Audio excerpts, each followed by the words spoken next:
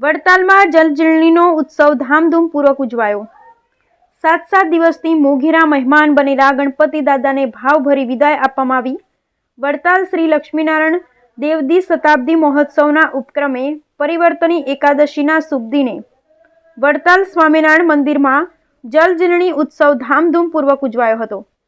સ્વામિનારાયણ સંપ્રદાયમાં જલજીલણી 11નું મોટું મહાત્મ્ય છે। વડતાલ, ગઢડા તથા ડભાણ સ્વામિનારાયણ મંદિરોમાં જલજીલણી ઉત્સવ એક દિવસીય સમયો ગણાય છે।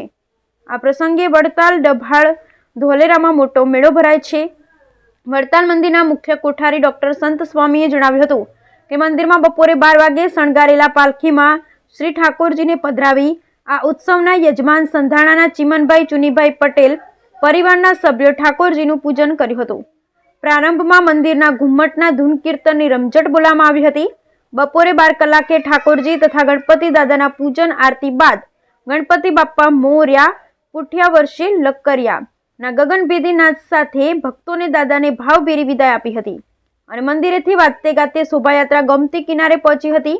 આ શોભાયાત્રામાં શણગારેલ બગી, ટ્રેક્ટર ટ્રોલી, ગાડા રથમાં આચાર્ય રાકેશ પ્રસાદજી મહારાજ, મંદિરના ચેરમેન દેવપ્રકાશ સ્વામી, વલ્લભ સ્વામી, બનારસના કોઠારી પ્રેમ સ્વરૂપ સ્વામી, સુખદેવ સ્વામી, હરિચરણ સ્વામી, જી સ્વામી હરિયાળા, બ્રહ્મચારી હરિ સ્વરૂપાનંદજી સહિત મોટી સંખ્યામાં સંતો હરિભક્તો જોડાયા હતા। આ શોભાયાત્રામાં વાજતે ગાતે બેન્ડ વાજાના સુરાવલી તથા ડીજેના તાલે સૌ ભક્તો ગણપતિ દાદા મોર્યાના ગગનભેદી નારા સાથે ઝૂમી ઉઠ્યા હતા। શોભાયાત્રામાં વડતાલ સંસ્કૃત પાઠશાળાના ઋષિકુમારો, વિદ્યાર્થી, સંતો, પાર્ષદો તથા હરિયાળા તથા ભૂમેલ ગુરુકુળના વિદ્યાર્થીઓ જોડાયા હતા।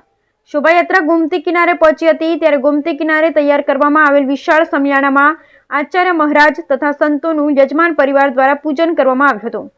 ગોમતી તીરે આચાર્ય રાકેશ પ્રસાદજી મહારાજના હસ્તે ગણપતિ અને ઠાકોરજીની પૂજન વિધિ અને આરતી ઉતારવામાં આવી હતી। મંદિરના પુરોહિત ધીરેનભાઈ ભટ્ટે ઠાકોરજીનું પૂજન અને આરતી ઉતારી હતી।